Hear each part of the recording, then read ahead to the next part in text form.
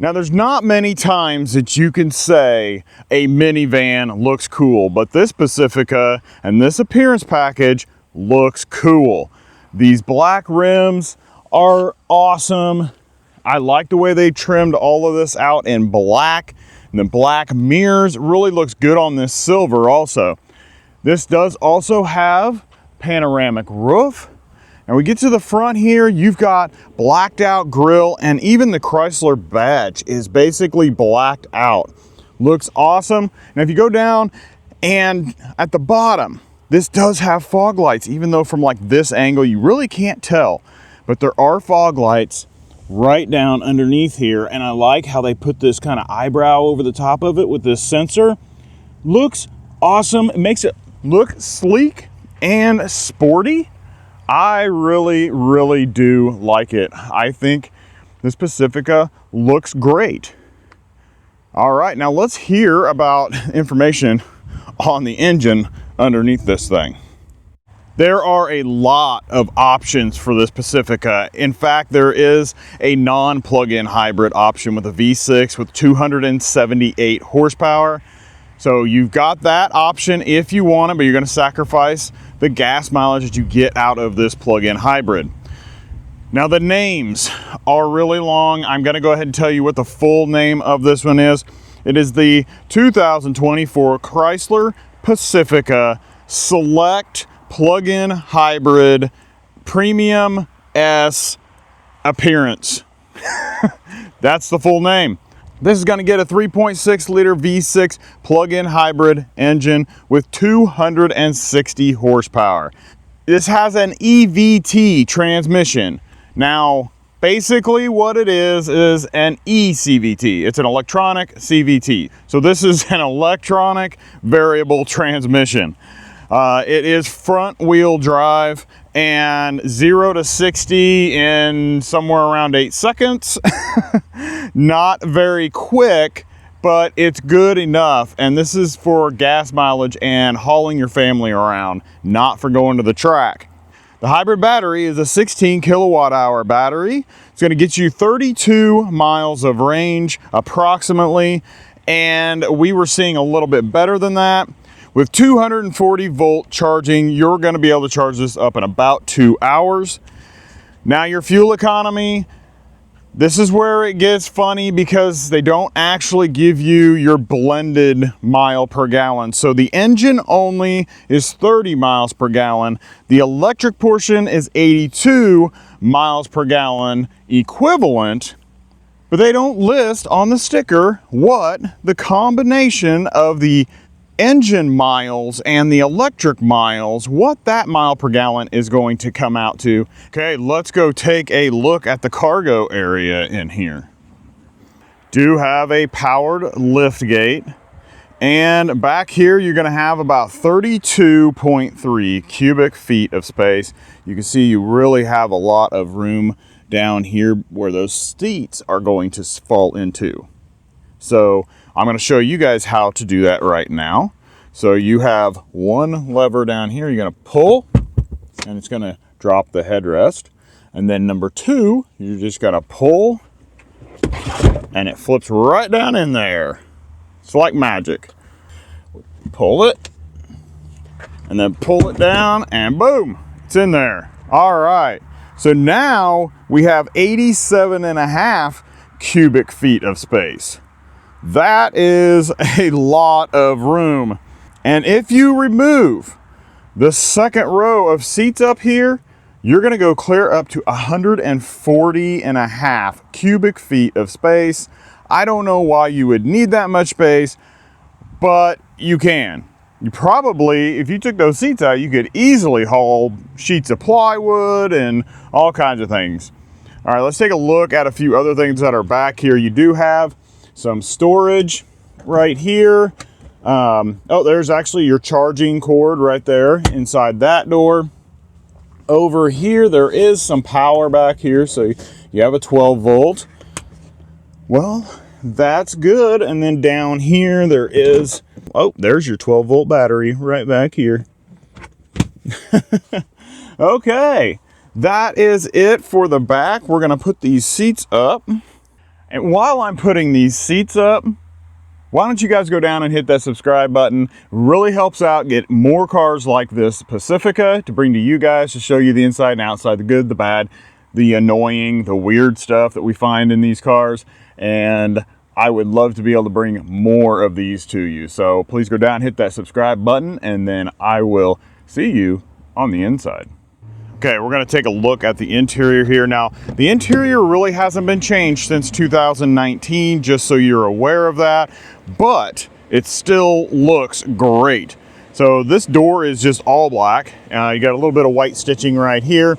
There is your fuel door button, and then you've got a couple spots for bottles down there. You've got all of your normal controls up here with your mirrors and your windows, and you do have your memory seating right here. Move over here, you do have powered seats on both sides with lumbar on this side. They are nice seats, they're very comfortable. They are the S-line seats. This right here in the middle, I thought they had the lumbar like turned all the way out because it was really pushing on my back, but it wasn't out. And so it took me a little bit to get used to it, but once I adjusted to it, man, these seats are very, very comfortable. All right, let's get in and take a look at this interior. These are like captain's chairs. You don't have a center armrest. And this material is soft. I mean, you can kind of push on it and stuff like that, so that's good. Nothing major. Stitching going all the way across, looks nice and clean. Everything just looks smooth and clean in here. You do have this screen here, which I believe is probably about a 10.5 inch screen. Might be 12, but I think it's 10.5. And then we're gonna go across here, and here is your driver's display. Now there's digital in the middle, analog on either side. The left side has your regenerative braking down in the bottom part of it, and the top part is your power that you're using to accelerate. Right side is your fuel gauge. In the center is where all your information is. Along the right side over here has your electric miles, how many miles you can drive in electric, and then your gas miles at the bottom, and in the middle is your total range that you have. In the center on this trip, it has your battery miles at the top, your gas miles at the second, then the total miles driven, and then your miles per gallon, which right now we're sitting at around 40 because we didn't have this charged up and we did a lot of driving yesterday. On the left side over here, you do also have another thing that says your miles per gallon in case you don't have that trip information there in the center. You can change that center and go to your hybrid info. So this is going to give you your current mile per gallon there in the middle. You're going to have your range on the left, your mile per gallon, average mile per gallon on the right, and then it's going to give you your total range thing here. The next thing you do have is your driver assist, so you can put that on the screen if you would like to. You have all of your tire information. You can put your digital speedometer right there in the middle, and then that's it. Messages, nothing. Your audio, what you've got going on there. We're going to pan back to the steering wheel because this is the first time I've ever used this steering wheel, which is I've ever been in a Chrysler Pacifica before, or really any Chrysler, so this is my first time. On the right side, you have all of your driver assistance features. Now, one thing that I did figure out was this button here is normal cruise control, not adaptive. Adaptive is down here, and then you make your adjustments of how close or far away you want to be from the car in front of you. It took me a little bit to figure that out. I figured this was probably lane centering or something like that, but it actually wasn't. And why they have two different buttons, I'm not sure. Sometimes there's a button and then a mode button and you can switch it. But this was actually pretty easy. Once I figured it out, I knew I had to push here and then go up here to set, it's kind of a little annoying. It'd be nice if it just set it when you pressed it. And then you could make the adjustments up or down later on. On the left side, you have your voice control, your phone, and then this controls all of your center part on your driver display. You can see the stalks through the steering wheel really well, so they did a good job there. I'm going to go into the infotainment screen, and it is actually really easy to use. So your home button is here. You've got media your comfort. Now this is going to control your seats and your heated steering wheel. Also, you've got your rear defrost. It's going to control everything, but you can do your heated seats and everything from this button, which is pretty nice. You can turn on sync, so it matches both sides. And then we're going to go over here to vehicle. And in here, you have your e-hybrid. This is going to tell you how much kilowatt your engine is putting out, your battery, and how much is being used by your climate. We've got controls across top here, so surround camera. So there is your cameras, which are nice. They actually look pretty good. Yeah, they do look pretty good. Family camera. So now you can see the entire inside of the cabin. So you can see, look, you can see my hand right there. That's pretty cool. I like that. That's good. You can check on your kids if you have babies or whatever. You can actually see them all back there. That's great. Select a seat to zoom in. What? So I can click. Oh, I see. So yeah, that is really cool, guys. So we're in the settings right here. So we've got your display, so you can change those things just like everything else. And then entertainment screen. So we're going to get to those here in just a minute, but there's screens behind the headrest from the front.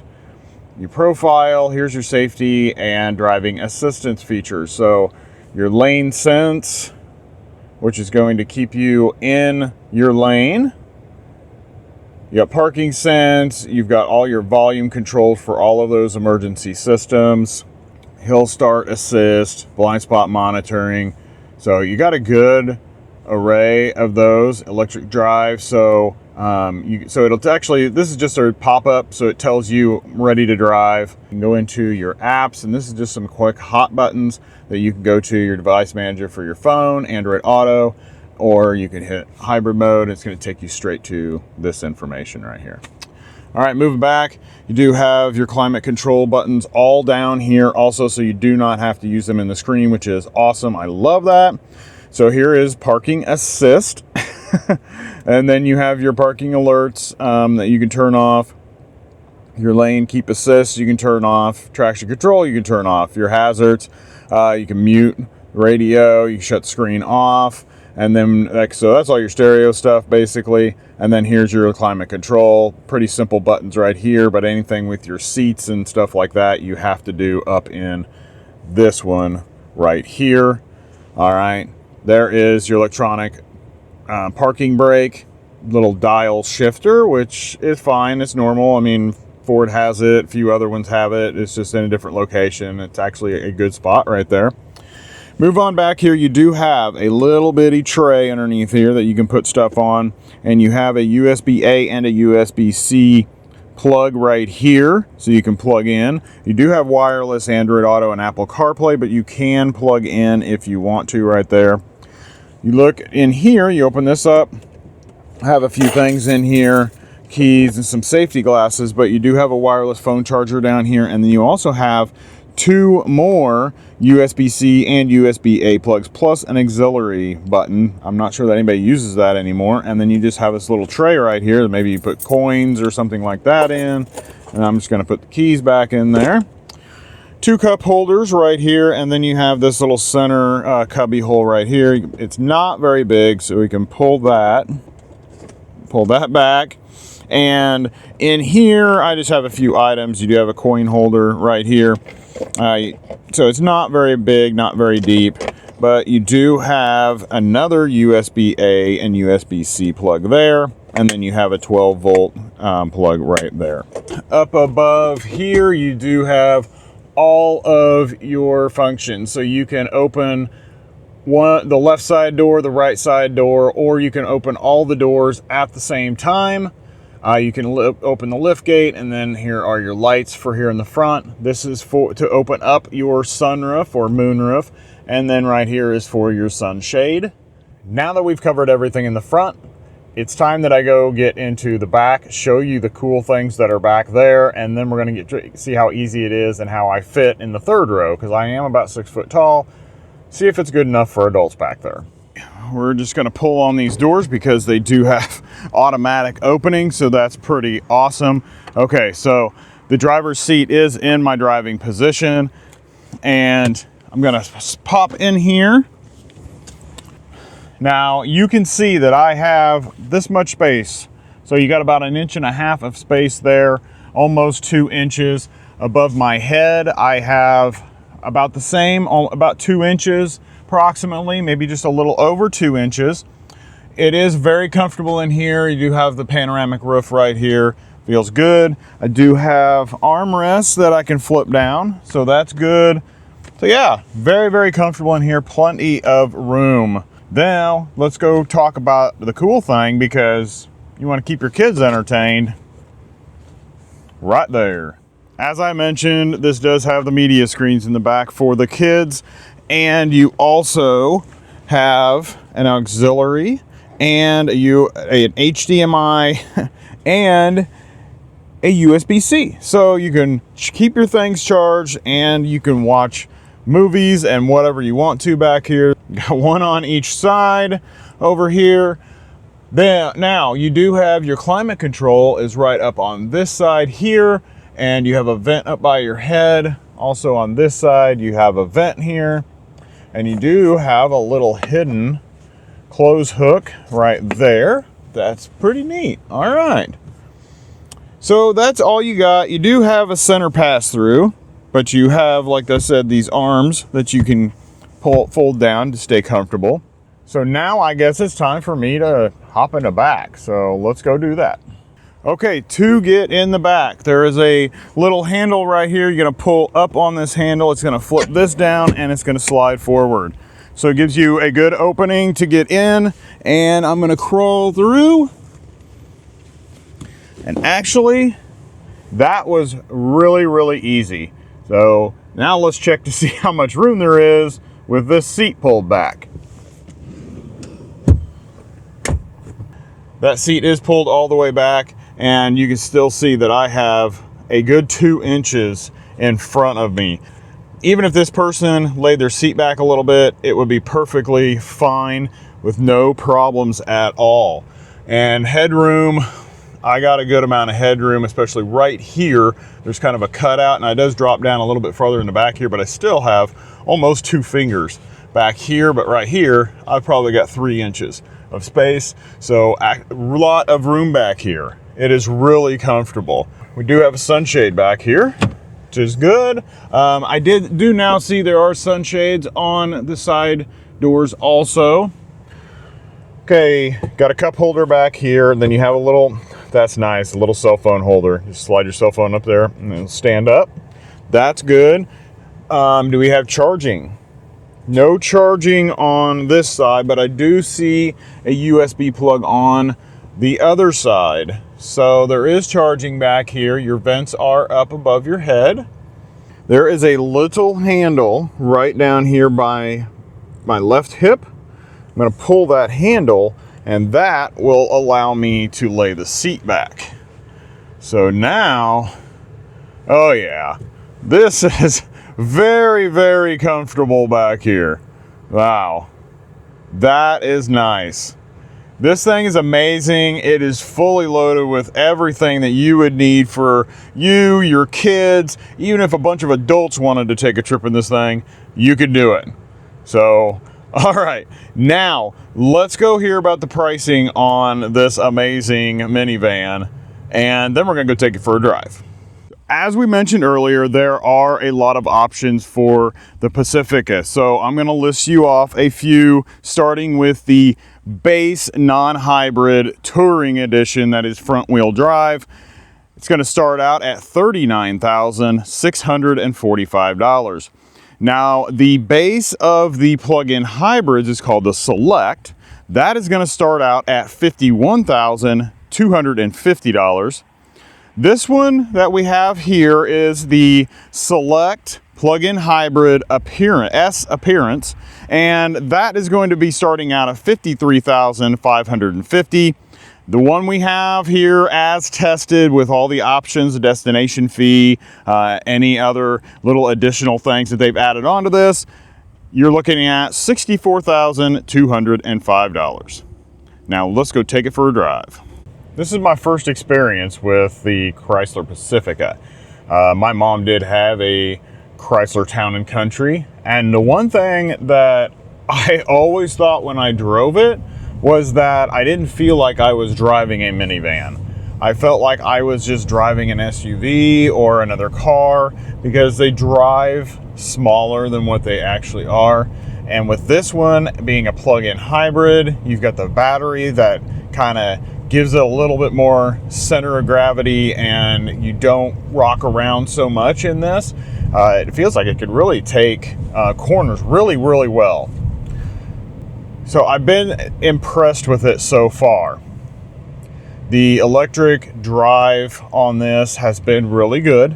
I haven't had any problems with it. Nothing sounded weird, sounded funny, anything like that. No weird noises. So it feels like it's been pretty solid. I haven't had any creaks or cracks or rattling or anything that I've came across so far after 7,800 miles on this vehicle here. Acceleration is good. For 260 horsepower, it actually accelerates really well. I was surprised, and it does really well with the electric drive itself. So a lot of times the plug-in hybrids, the electric drive is considerably slower than the gas engine. But this one is not that way. It actually feels like it's just as quick as the engine. Nobody is coming, so we're going to go ahead and pop out here, and we're going to give us a 0 to 60. And since there's no modes on this, which I'll explain in a minute, we can't put it in sport mode. So get ready. 1, 2, 3. Here we go. There we go.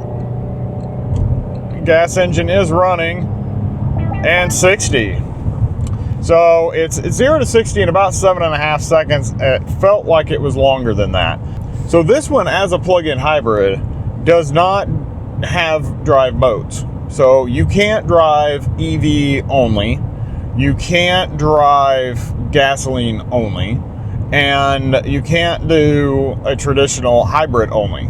So what this one does, it only has one mode.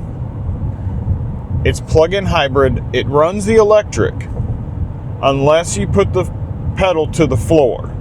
Once you put the pedal to the floor and it needs more power, it will engage the engine to get you up to speed and then switch back to electric. Which is okay, I guess, but I know a lot of people would just like to put it in the EV mode and say, I just want full acceleration, just EV mode. I don't want you to use the gas at all. This one doesn't do that.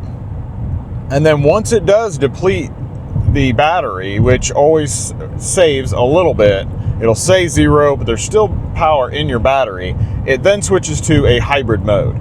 So it will still drive a little bit in town on hybrid under certain speeds. It will control your start stop. If you're sitting and idling, it will click over to electric, that type of stuff. It's still gonna then behave like a hybrid. Now, we talked about earlier, I gave you the information that the engine by itself is 30 miles per gallon. The electric by itself is 82 mile per gallon equivalent. I could try to explain the mile per gallon equivalent, but it's not going to make sense. It's easier to see and read what it is than it is to try to explain it to somebody. So this has a 16 kilowatt hour battery, and it can charge on a 240 volt in about 2 hours, which is good. We hooked up a 110 because I don't have my 240 installed yet.